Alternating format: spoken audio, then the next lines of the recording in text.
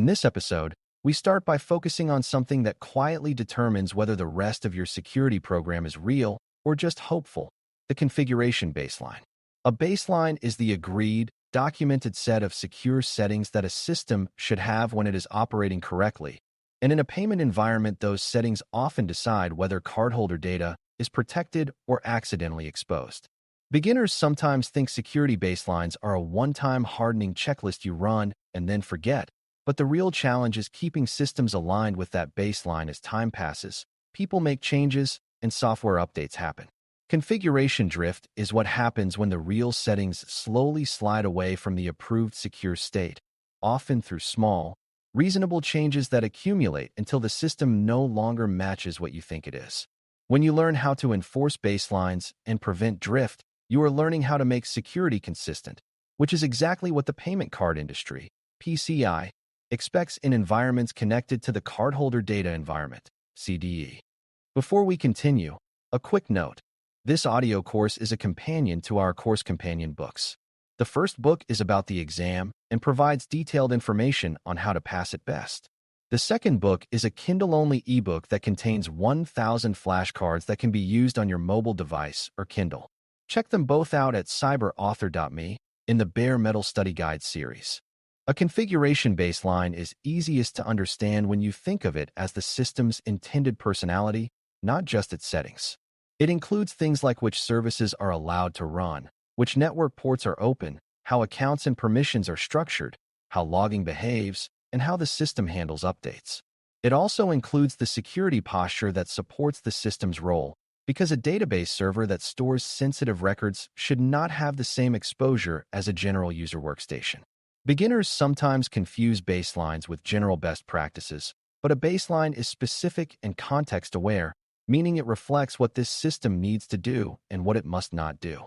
The baseline should also be measurable, because you cannot enforce what you cannot verify. When the baseline is well defined, you can compare reality to that definition and see whether the system is aligned. That comparison is the foundation for preventing drift, because drift is simply the growing distance between intention and reality. Baselines matter in PCI because many requirements assume that systems are configured securely, consistently, and in a way that reduces attack paths into the CDE. If a system has unnecessary services enabled, weak account controls, or overly permissive network settings, it can become an easy stepping stone that attackers use to reach more sensitive systems.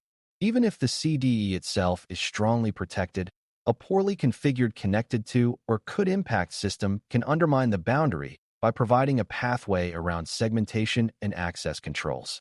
Baselines also matter because compliance relies on repeatability, and repeatability depends on consistent configuration. An assessor is not only looking for evidence that you once configured something securely. They are looking for evidence that the environment remains securely configured as a normal operating condition. When baselines are strong, a lot of security tasks become simpler because you are starting from a known safe state rather than trying to reason about an unknown mix of settings that changed over years. A helpful way to think about configuration drift is to recognize that drift usually comes from normal work, not from malicious intent. Teams make changes to fix outages, support business requests, enable integrations, or troubleshoot performance issues, and those changes can be perfectly reasonable in the moment. The problem is that a reasonable change can also weaken a security control, and if that weakening is not noticed, it becomes part of the system's new normal. Over time, small changes accumulate, documentation falls behind, and the original secure design becomes a memory rather than a reality. Beginners sometimes imagine drift as something that happens only in chaotic organizations, but drift is a natural outcome of change in any environment. The difference between strong and weak environments is whether changes are controlled, reviewed against the baseline, and verified afterward.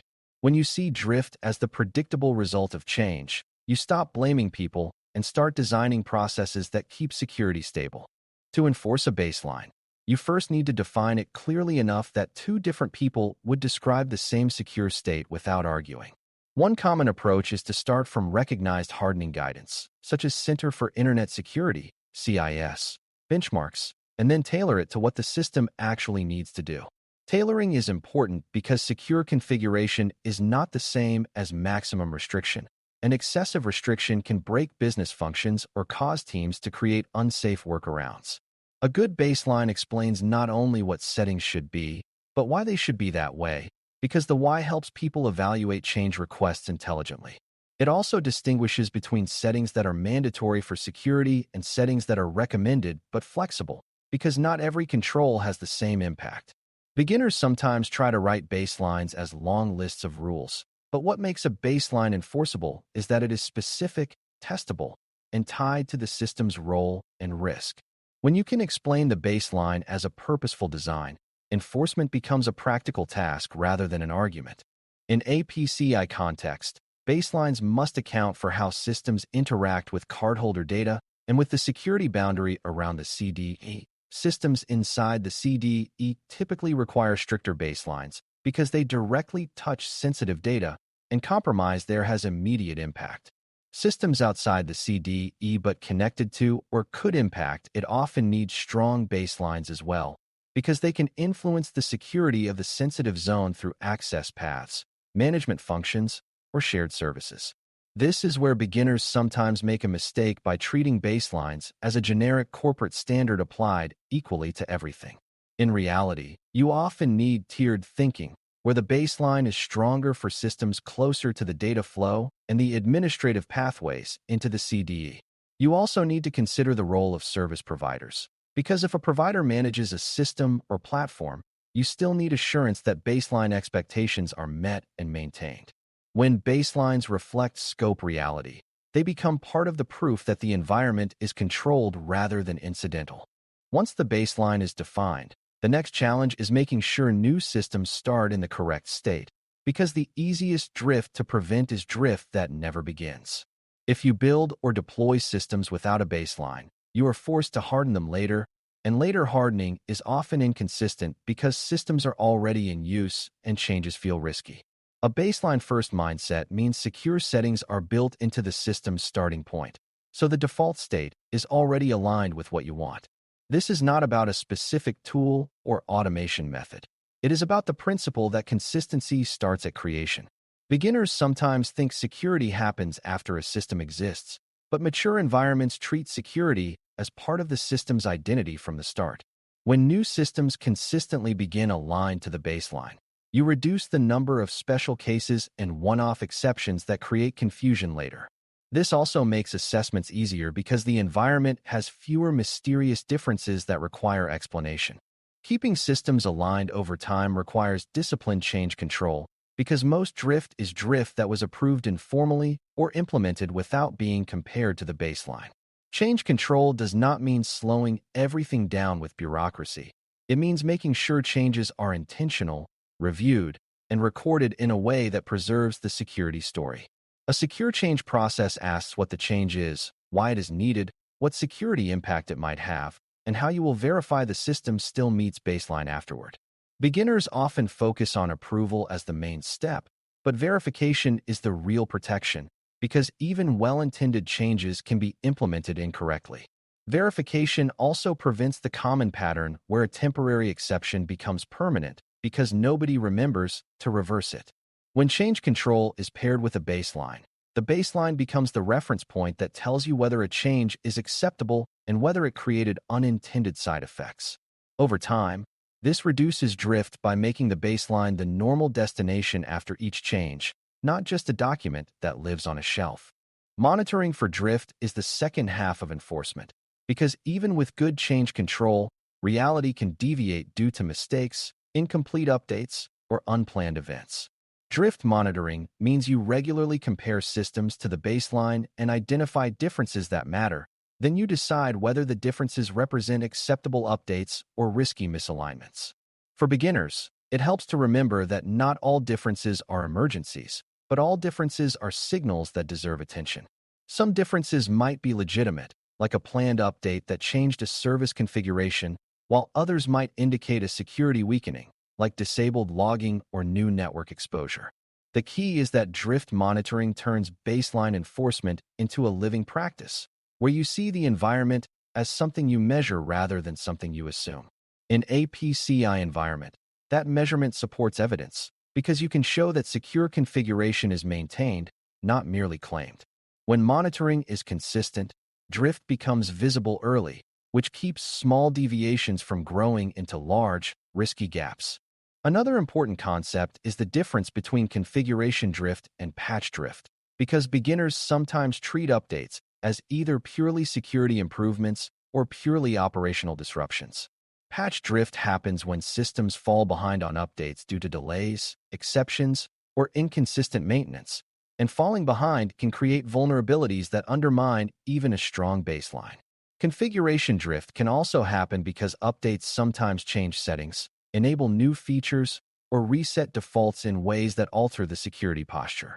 This is why baseline enforcement must be connected to update practices, not separated from them. A strong approach treats updates as events that require rechecking baseline alignment, because the baseline defines the secure state you expect after the update. Beginners often assume updates are automatic safety, but automatic does not always mean controlled, and controlled is what PCI cares about. When you connect baseline enforcement to the reality of updates, you build a security posture that improves over time rather than oscillating between secure and chaotic. Baselines should also account for the idea of least functionality, which means systems should only run what they need to run and nothing more. This matters because every unnecessary service, open port, or enabled feature is another potential attack path, and those extra paths make it harder to defend the CDE boundary. Beginners sometimes think unused features are harmless because nobody is using them, but attackers love unused features precisely because defenders forget they exist.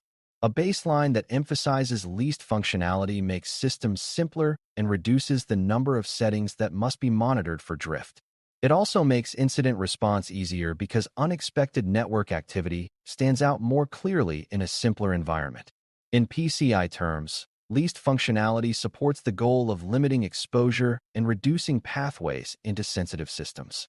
When you can explain why minimizing what runs is a security control, you also understand why baselines are not arbitrary restrictions, but deliberate risk reduction.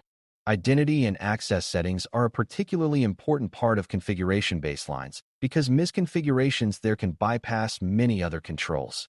If privileged accounts are not controlled properly, or if authentication settings are weak, an attacker can gain high-level access even if network defenses are strong. For systems in or near the CDE, baseline expectations often include strict administrative access, careful permission structures, and strong authentication requirements, such as multi-factor authentication, MFA, where appropriate. The reason this ties to drift is that access settings can change quietly over time, such as temporary access being granted and never removed, or permissions being broadened to fix a problem quickly. Beginners often underestimate how much risk is created by small access changes, because access changes do not always break functionality and therefore do not get noticed. A baseline that clearly defines access expectations makes those changes easier to detect and correct. When access controls remain aligned to baseline, the environment is more predictable and less dependent on trust and memory. Logging and audit settings also belong in secure baselines because they determine whether you can detect and investigate suspicious behavior, especially in systems that support or touch the CDE. If logging is inconsistent or incomplete, you may not know what happened during an incident, and that uncertainty increases both risk and recovery time. In many environments, logs are sent to centralized platforms, sometimes called Security Information and Event Management, SIEM, systems, and the baseline needs to define what should be logged, how it should be protected, and how long it should be retained. Drift in logging is common because logging can be reduced to save performance or storage, or it can be accidentally disabled during troubleshooting. Beginners sometimes think logging is a nice-to-have, but in payment security, it is part of proving that controls are operating and that the environment is being watched. A baseline that includes logging expectations makes it harder for a system to become a blind spot. When logging remains aligned to baseline, the organization has a clearer story during assessment and a stronger ability to respond to real threats. Service providers and shared responsibility add another layer to baseline enforcement because parts of the environment may not be configured directly by the merchant. If a provider manages infrastructure, platforms, or security services that affect the CDE, The merchant still needs assurance that baseline expectations are met and that drift is controlled. This does not mean the merchant must dictate every setting, but it does mean the merchant must understand what baseline standards apply, what evidence exists that they are maintained, and how changes are managed. Beginners sometimes assume providers are automatically compliant, but compliance and security depend on scope and on the specific services used, not on reputation alone. The baseline conversation with providers should include clarity about what is controlled by the provider, what is controlled by the merchant, and how verification happens. Drift can also happen across boundaries, such as when a provider change alters connectivity, logging, or administrative access. When you treat provider-managed components as part of your baseline story, you reduce the chance that a third-party change silently weakens your environment.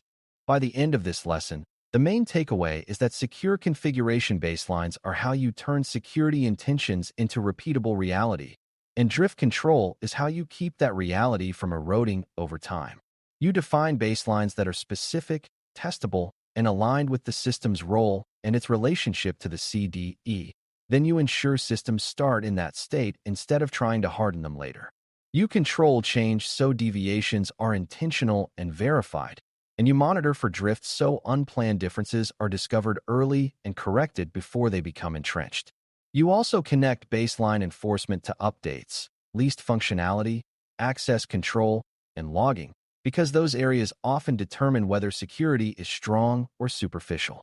When your baselines hold and drift is managed, you can explain not only what the environment should look like, but how you know it still looks that way today, and that ability to prove consistency is at the heart of PCI security discipline. Thanks for listening. For more audio courses, daily newsletters, and more, please visit DailyCyber.News.